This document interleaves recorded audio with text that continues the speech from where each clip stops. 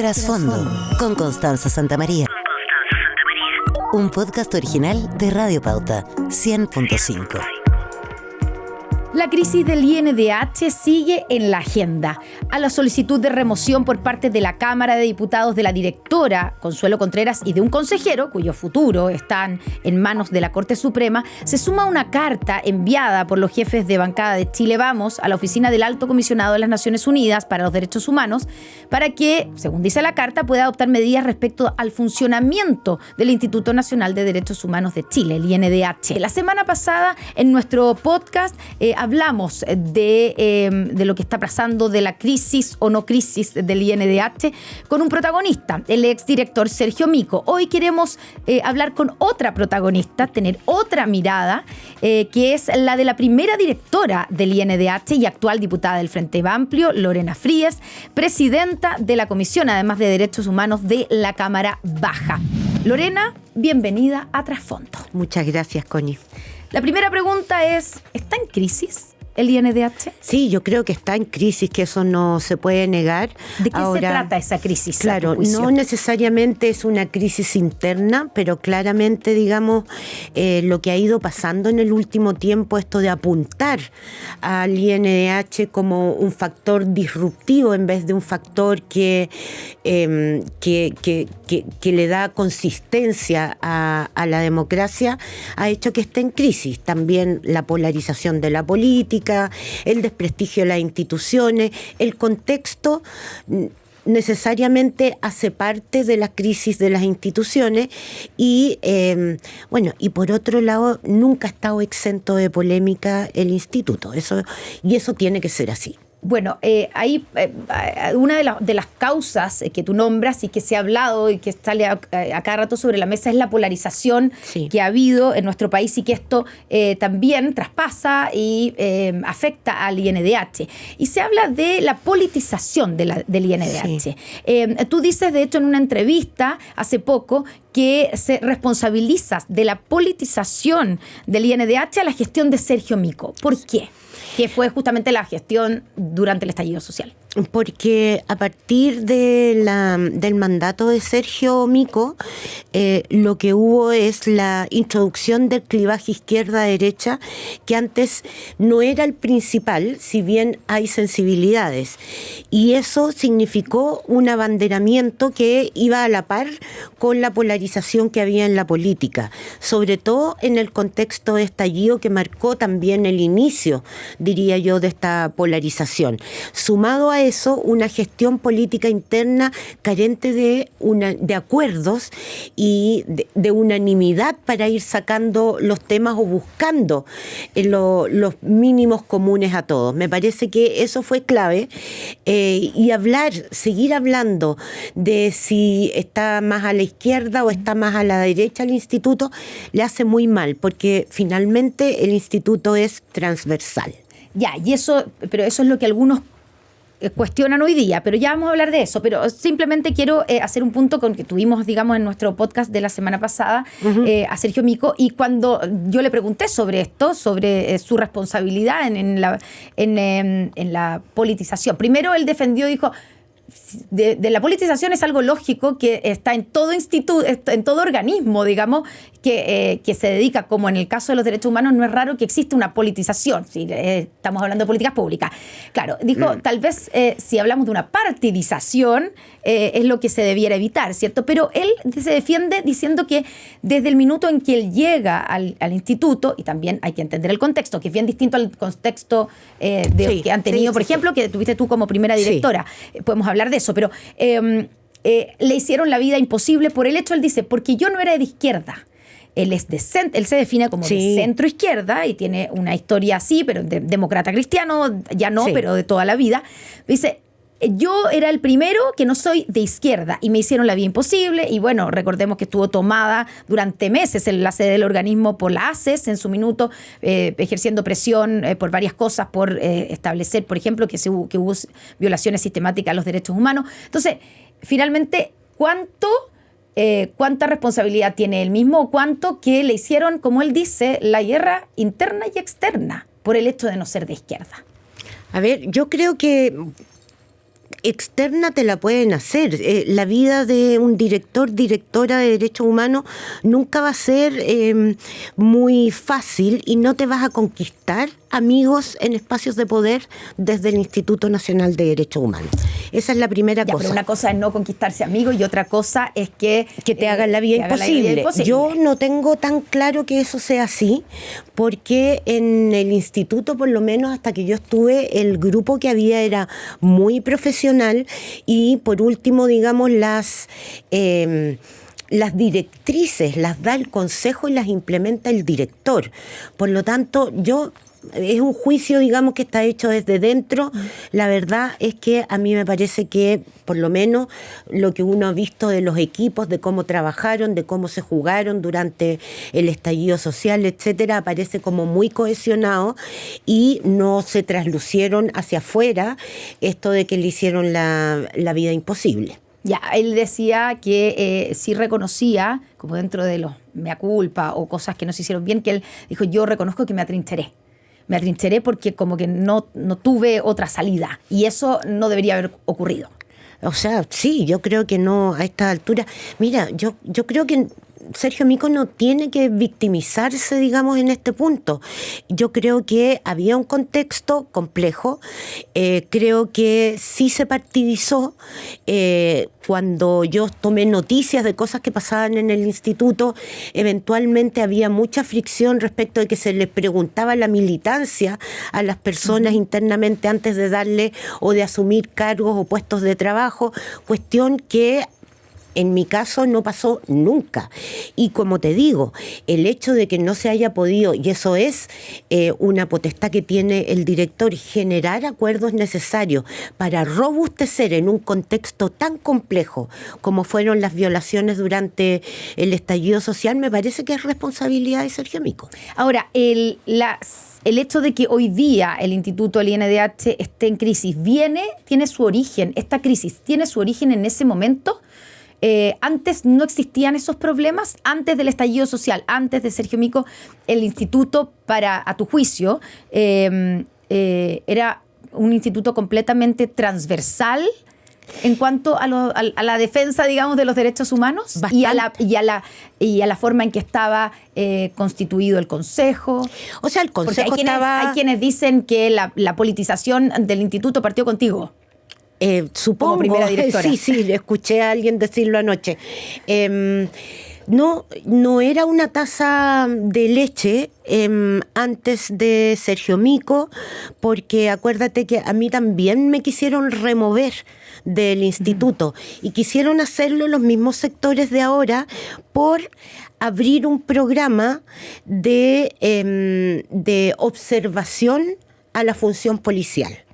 Eso no se había hecho nunca antes en Chile y nosotros en esa época acusábamos falta de transparencia en Carabineros, en los protocolos de uso de la fuerza, que hoy día son públicos, pero en ese entonces no querían que fueran públicos, ninguno de ellos. Acusábamos también poca transparencia respecto de los procesos de disciplina, los sumarios, que finalmente terminaban con una rotación de Carabineros. Bueno, todo eso significó que Carabineros se sintió fiscalizado de alguna manera y eso llevó a ciertos sectores a presentar una remoción. Con el tiempo, y yo esto lo he hablado con algunos carabineros generales, etcétera, con el tiempo te dicen sí, efectivamente pudimos avanzar. Entonces, hay veces en que el instituto resulta muy molesto, pero en el tiempo se ve lo que hay detrás y que tiene que ver con la protección y la promoción de los derechos humanos. Así que no fue un tiempo de paz, pero sí fue un tiempo de construcción de acuerdos con una misma proporcionalidad de los consejeros de la que hay hoy día. La misma. Claro, la misma, y digamos, y donde están representados, claro, todos, todos los sectores. Así es. Ahora, Lorena, uno de los puntos en disputa que se generó en ese momento y que del cual todavía se sigue discutiendo es si las violaciones a los derechos humanos que se cometieron durante el estallido, que nadie las discute, o tal vez alguien las discutirá, pero digamos parece ser una verdad aceptada, ¿cierto? Fueron sistemáticas o no. Y en su momento, Sergio Mico salió a decir y a defender la postura que él estaba convencido que las violaciones a los derechos humanos que se estaban cometiendo, y de hecho que se habían cometido, y de hecho se presentaron más de 3.000 querellas por esas violaciones a los derechos humanos, no eran sistemáticas. Y por eso la verdad es que lo criticaron, no solo lo criticaron, lo funaron, lo amenazaron, etcétera. Y hoy día parece que a la luz de los hechos tenía razón Sergio Mico, ¿no? Y quiero preguntarte si hoy, con el diario del lunes, digamos, ¿tú coincides con Sergio Mico en que la violación a los derechos humanos durante el estallido social no fue sistemática? Y podemos entrar en la definición de sistemática versus generalizada, que fue algo que además lo aceptó la misma directora actual, Consuelo Contreras. ¿Tú coincides con Sergio Mico? Hasta cierto punto. A ver. Creo que Sergio Mico, luego de dar esa entrevista, también fue al Congreso y bajó las aseveraciones que había hecho, por lo menos las moligeró. ¿En qué sentido? En el sentido de decir que todavía no se podían tomar definiciones de qué tipo de violaciones a derechos humanos, qué tipo de delitos de lesa humanidad se habían cometido. Por lo tanto, digamos, y eso también tiene que ver con que seguramente lo discutió con el Consejo. O sea, aquí hay 11 personas que pueden tener 11 opiniones distintas. Por lo tanto, esto es algo que va en el tiempo, también va cambiando. Yo creo que Sergio Mico se apresuró en decir que no eran sistemáticos porque seguramente, no lo sé, había gente en el Consejo que decía que era sistemático, otros que decían que era generalizado y otros que decían, mire, esto no nos compete a nosotros definir cuál de las hipótesis es. En la práctica precluyó una tesis y eso tiene impacto. Y si la hubiera asumido, también tiene impacto. Entonces yo lo que digo es, se apresuró, debió haber esperado y debió haber dicho lo que dijo después, cuando se presentó en el Parlamento. Ya, pero hoy día, 5 años después... Hoy día, 5 años después, y no 5 años después, yo lo dije desde el primer año, son generalizados. Son crímenes de lesa humanidad y generalizados. Pero no sistemáticos. Pero no sistemáticos. Ahora, hagamos la diferencia. Se pone mucho acento en o lo sistemático o lo generalizado, como si uno tuviera más gravedad que otro. Tienen la misma gravedad. Lorena.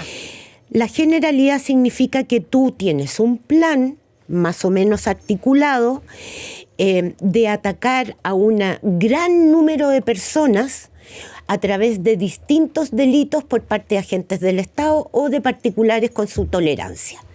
La sistematicidad, en cambio, es menos personas, pero con un patrón que se va repitiendo en el tiempo y en lugares, ¿no? Entonces es como ocurrió durante la dictadura, digamos. Como ocurrió durante la dictadura. O sea, en ambos hay plan. En ambos hay plan, que eso también se ha llamado a confusión. ¿Ya? Entonces lo que tú estás diciendo es que durante el estallido social, si bien no hubo un plan para ir atacando, asesinando o torturando o atacando a personas, un grupo más pequeño, que va pasando como de una región a otra, podemos decirlo así, o de un sector a otro, pero sí hubo un plan por parte de los agentes del Estado para atacar a un gran número de personas de distintas maneras. ¿Quién hizo ese plan?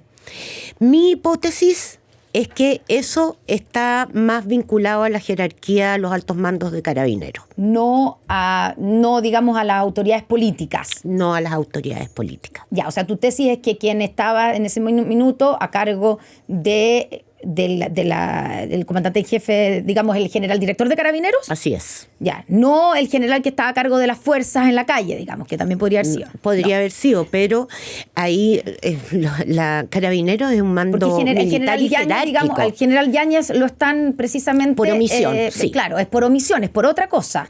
No lo están enjuiciando por haber articulado un plan. Así es. Para cometer violación a los derechos humanos. En una de las querellas, efectivamente, lo que se está, que es además lo que resolvió de acuerdo, por unanimidad, el instituto, fue presentar esta querella contra los altos mandos, por omisión. ¿Y por qué por omisión? Porque se supone que habría conocido el alto mando que no se podía disparar con esos balines que se estaba disparando y que estaban causando lesiones oculares, y aún así no lo paró. Ya. En esa querella, digamos, por la que sabemos que, por ejemplo, el general Yáñez lo van a formalizar en septiembre, una formalización que fue cambiada, ¿cierto? Pero es el actual general director de Carabineros, que en ese minuto era el jefe de las fuerzas de orden, los que están, básicamente la gente que estaba en la calle.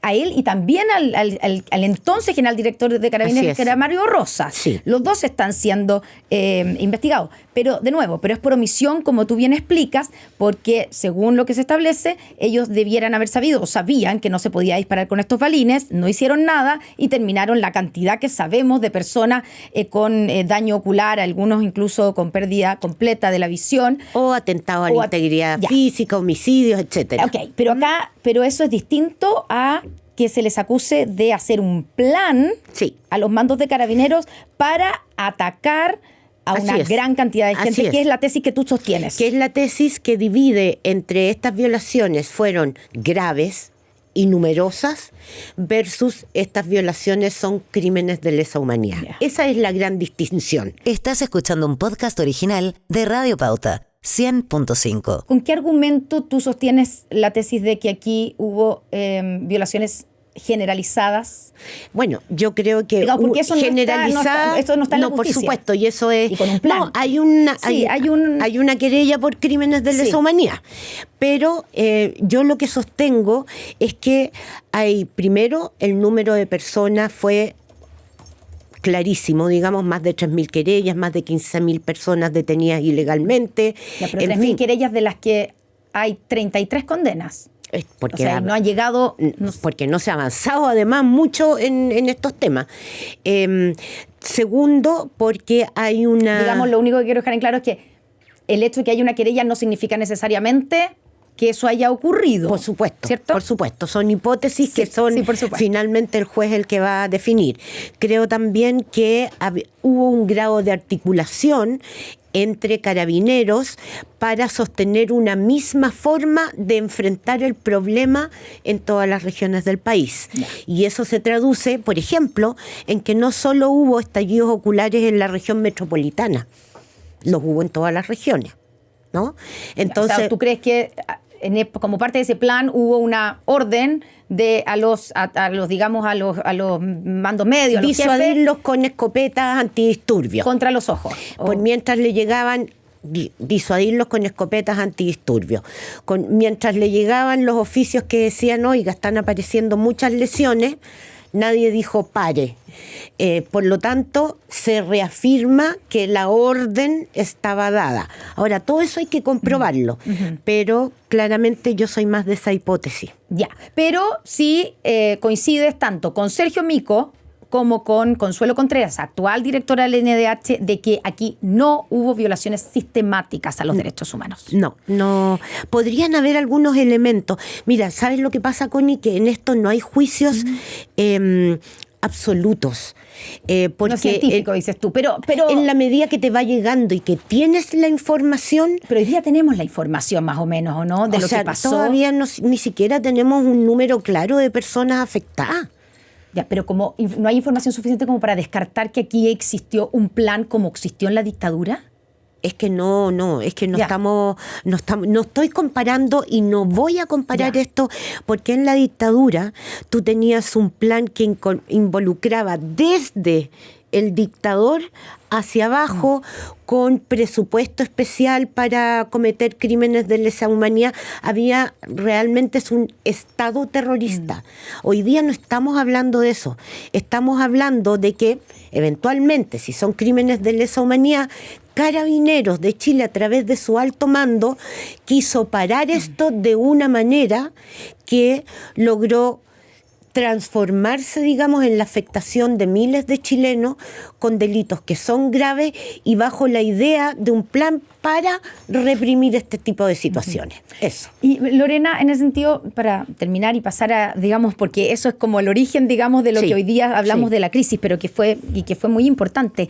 Hay un cambio, es evidente que hay un cambio en el criterio del INDH de cómo se reaccionó, porque la misma Consuelo Contreras en un principio sí hablaban de violaciones sistemáticas a los derechos humanos. Hoy día el INDH reconoce que no los hubo. ¿Cómo se explica ese cambio de criterio? Yo creo que en la medida... En algo tan relevante, que fue tan divisorio. Incluso uno podría traducirlo también en la responsabilidad que se le apuntó al entonces presidente Sebastián Piñera, que se le acusó de ser violador de los derechos humanos. Efectivamente, pero ya sea sistemático o generalizado, podría haber sido responsabilizado igual. Yo creo que política. Responsabilidad política, por cierto. Sí, pero es que se le acusó también, efectivamente, querellas contra él. Como autor. Así es. Como autor. Sí. Y recordemos que el propio actual presidente Boric, en su minuto candidato, le dijo, está avisado, señor Piñera, lo vamos a perseguir. O sea, lo que pasa es que tampoco defendemos, digamos, que los activistas, los defensores, abogados de derechos humanos tienen derecho a presentar todas las querellas. O sea, si nadie está por encima de la ley y si alguien cree que tiene los antecedentes suficientes como para presentar una querella en contra de Sebastián Piñera, bueno, lo hace. La justicia descartará, la declarará inadmisible o finalmente después de un juicio saldrá absuelto. Eso es parte de la vía democrática. No hay nadie que se salve de eso, ¿me entiendes? Entonces, tampoco veo tan terrible que se haya presentado querellas contra Sebastián Piñera. Pero la cantidad de querellas presentadas, incluyendo la de Sebastián Piñera, pero la cantidad, ¿no va en contra como de la credibilidad del instituto del INDH? No. Sobre todo cuando después de años, la mayoría no ha llegado a nada. Sí, pero la mayoría no ha llegado a nada, con una gran crítica que ha habido respecto de la lentitud de los procesos, de la imposibilidad de probar, de incluso en muchos casos, digamos, teniendo como testigos a los propios carabineros. O sea, también ahí tampoco había una diligencia. Incluso esto se le ha representado al Estado chileno por parte del Alto Comisionado en materia de derechos humanos, porque recordemos que aquí estuvo la Comisión Interamericana de Derechos Humanos y también estuvo el Alto Comisionado en materia de derechos humanos haciendo sendos informes. Cierto es, ninguno de los dos habló de sistemáticos o de generalizados porque era muy pronto para hacerlo, no porque no tuvieran convicción en un sentido u otro, sino que porque hay que tener toda la información, lo que reafirma lo que te digo yo de que Sergio Mico se apresuró frente, por ejemplo, a lo que hicieron organismos con una larga trayectoria y mandato en materia de derechos humanos. Bueno, de hecho, Sergio Mico dijo en su momento haber sido como coaccionado para ejercer la facultad de presentar acciones judiciales en contra del Estado y sus agentes por hechos que habían ocurrido en el contexto de las movilizaciones, pero que para él no ameritaban ser calificados como atentatorios contra los derechos humanos, no todos. Eventualmente. De hecho, hay un caso donde está clarísimo que mintió, que la supuesta víctima mintió y no. Sí, pero eso, ¿en qué porcentaje de esas situaciones fueron? No se abusó, digamos, de la querella por parte del INDH. En la emergencia, un Instituto Nacional de Derechos Humanos tiene que presentar todas las acciones que defiendan a víctimas o supuestas víctimas hasta que se pruebe lo contrario. Ya, y solo para despejar el punto, a tu juicio, Lorena, Sebastián Piñera fue culpable como autor, digamos, de un sistema o de violación a los derechos humanos, o su responsabilidad que tú le das eventualmente es solo política? Para mí es una responsabilidad política y no penal. Pero, insisto, esa es mi opinión, basado en los antecedentes, digamos, que más o menos prefiguro, pero no necesariamente con todos los antecedentes, es mi opinión, sí. Ya, Lorena, ¿tiene competencia el INDH para querellarse por el caso, por ejemplo, Topógrafo, donde aparece nombrado Mario Desbordes y ha tenido mucha, que es por tráfico de influencia? Sí. No es contra Mario Desbordes, aparece nombrado, pero es por tráfico de influencia. ¿Tiene competencia el INDH en un caso como ese y por qué? Si estamos hablando de un caso de tráfico de influencia, por corrupción, digamos. ¿Dónde se encuentra con el Instituto Nacional de Derechos Humanos? Ese vínculo es difícil de hacer en el contexto chileno actual respecto de los temas de corrupción y derechos humanos. Aparecieran como que van por cuerdas separadas, pero la verdad es que finalmente cada vez que hay un acto de corrupción, por ejemplo, si yo soborno a un juez para que luego represente mis intereses en un juicio donde yo estoy interesado, lo que hago es negarle a la otra persona un juicio imparcial, un debido proceso que requiere de jueces independientes, objetivos, ¿no es cierto?, para poder efectivamente garantizarle la justicia a todos.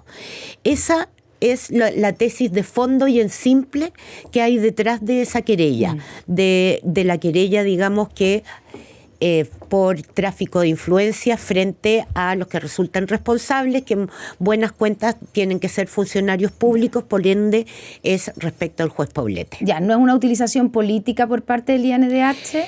Yo creo como que se le ha acusado, no. De hecho, bueno, no fue acogida la... No, pero está en apelación. Sí, claro. ¿Ah? Es que creo que es importante lo que va a pasar en la apelación, porque en buena parte el mandato del INDH va a depender mucho de lo que diga esa apelación. Ya, y el pregunto que es un caso puntual, pero que ha puesto sobre la mesa la discusión, de nuevo, dentro de esta crisis del INDH, de que si el INDH está como secuestrado, como acusan algunos de la derecha, por grupos extremos. Dijo el jefe de bancada de la UDI, el INDH está secuestrado por la izquierda radical. El hecho de que son algunos los que manejan el INDH, ¿tú descartas eso? Yo descarto eso. Descarto eso porque la configuración es la misma que cuando yo estaba. Por lo tanto, digamos, si tú te fijas, los consejeros no opinan públicamente, opina solo el director, se votan las cuestiones por mayoría. Ahí, obviamente, tiene que ver con la habilidad o no habilidad del director o directora para ver qué cuestiones se votan, qué cuestiones se espera para lograr mayores acuerdos, en fin. Yo creo que no, que incluso más, yo creo que aunque uno dijera vamos a sacar a todos los consejeros y los ponemos todos de nuevo, la correlación sería la misma. Y eso, en buena cuenta, tiene que ver con que la derecha apunta a que hay 4 consejeros que son de la sociedad civil que estarían inclinando la balanza. Que en el fondo representan a un grupo, dicen, limitado de organizaciones y que son todas de izquierda. Es como un poquito eso. Entonces eso hace que se incline la balanza y entonces viene esta tesis de que los derechos humanos no son de todos los chilenos y chilenas, sino que en la izquierda tiene una especie de autoridad moral que se justifica o se justificaría por la historia, digamos, de las violaciones de los derechos humanos en nuestro país durante la dictadura. Entonces, que eso le ha dado a la izquierda una especie de autoridad moral, estoy parafraseando la tesis, de que solo ellos pueden hablar de derechos humanos o pueden ser los rectores, digamos, del tema. Yo no creo que sea así y tampoco creo que sea así respecto de este registro de organizaciones. El único requisito que se requiere para estar en ese registro de organizaciones, que finalmente es el universo que va a elegir a estos 4 consejeros, es promover, que en sus estatutos diga promover derechos humanos y tener, si no me equivoco, 2 años de existencia. Por lo tanto, está abierto a las organizaciones. Mi pregunta es, ¿por qué queremos resolver en la cúpula un déficit que hay en la sociedad respecto de la derecha y las organizaciones en derechos humanos? Porque a mí lo que me lleva a pensar eso es que el tema de derechos humanos no es relevante para la derecha, no busca transversalizar. Si tiene hasta la época en que yo fui directora, había entrado la Fundación Jaime Guzmán, había entrado la Fundación Comunidad Justicia, y yo espero que muchas más se inscriban. Si no, depende del Consejo, depende de la voluntad de las organizaciones de la sociedad civil de promover y proteger los derechos humanos. Sergio Mico dijo en nuestro capítulo anterior de podcast que el instituto solamente va a ser de todos los chilenos y chilenas, o se va a ser percibido así cuando hay una persona de centro de derecha o derecha dirigiendo el instituto. Bueno, de hecho ya hubo una que fue Sergio Mico. Pero él no es de derecha, o por lo menos no sé. Pero centro derecha sí es, pues. Él se define como centro izquierda. No, hace rato que ya no. Vengamos con ya, tú dices que cambió, digamos. O sea, porque era demócrata cristiano toda la vida, y hoy día la democracia cristiana está... Sí, pues, si pero no forma parte del conglomerado oficialista, está bien cerca. Sí, pero estuvo en amarillo, en fin, digamos, yo creo que él era un candidato de centro, ¿no? En el instituto. Pero además creo que de nuevo vuelve a poner el clivaje en izquierda y derecha. A mí lo que me importa a un director es lo que dice la ley que deben tener los consejeros.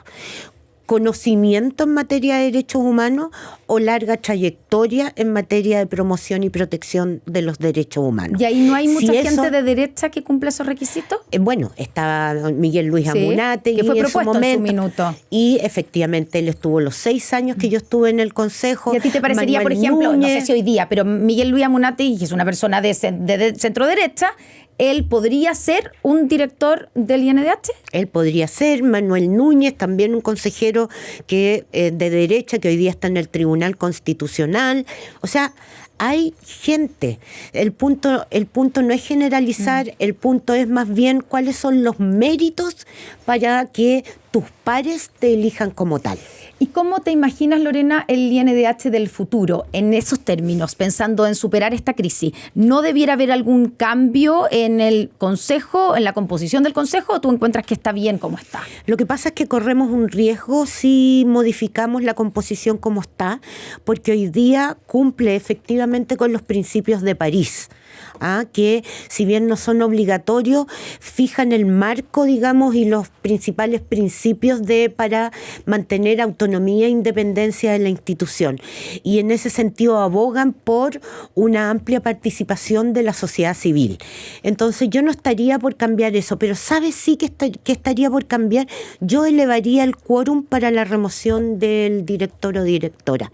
Me parece que el quórum tal como está, yo lo llevaría a 4/7, lo que hace es que un sector cualquiera, pongamos que el día de mañana puede ser por el otro lado, digamos, un sector alcanza para eventualmente aprobar la remoción. Y yo creo que debiera ser algo más transversal. Que es lo que ha pasado con Consuelo Contreras, dices tú.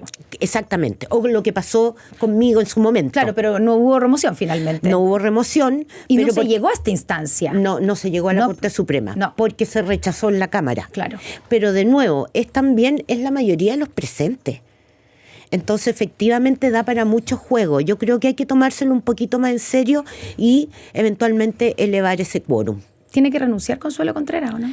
Es una de las posibilidades. Yo creo que hay que ver lo que va a pasar con la querella que se declaró inadmisible y que se apeló ahora, porque en el fondo es eso lo que se le está adjudicando a Consuelo Contreras como un exceso en las facultades que tiene. O sea, si no se acogiera de frentón... Creo que está en una situación más complicada. Ya, porque finalmente eso agravaría la crisis del INDH. Así es. O sea, no es solamente Consuelo Contreras, sino que lo que significa para el instituto, ¿no? Sí, y bueno, y Consuelo Contreras no es porque sea Consuelo Contreras, es porque es la directora del instituto.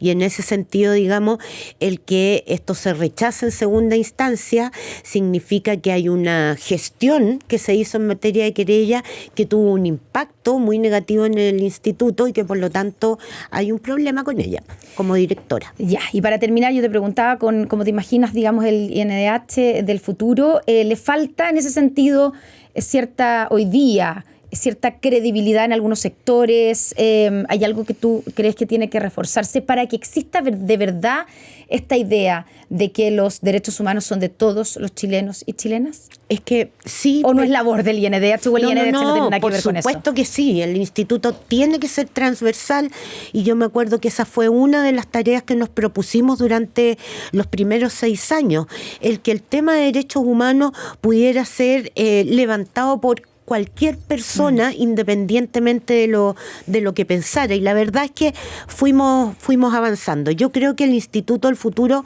tiene que levantar más la voz, porque eso permite entender mejor por qué se presentan este tipo de querellas, etcétera. Si uno hubiera explicado de antes, por ejemplo, una línea de trabajo, corrupción y derechos humanos, si se hubiera podido difundir cuáles son los nexos que hay en eso, no hubiera sido raro presentar una querella, pero aparece como de la nada, y yo creo que ahí faltó estrategia de difusión de cuáles son los contenidos que está trabajando este año el instituto, en fin, formar más a la opinión pública en estos temas, porque eso también le da independencia. Y por cierto, el rol que tiene es un rol incómodo y siempre es pararse frente a los poderes del Estado. Lorena Fríes, diputada del Frente Amplio, presidenta de la Comisión de Derechos Humanos de la Cámara Baja y además la primera directora del INDH. Muchas gracias por estar con nosotros aquí en Trasfondo. Gracias, Connie. Y gracias a ustedes por acompañarnos también. Nos vemos pronto en un nuevo capítulo de Trasfondo. Trasfondo con Constanza Santamaría. Un podcast original de Radio Pauta 100.5.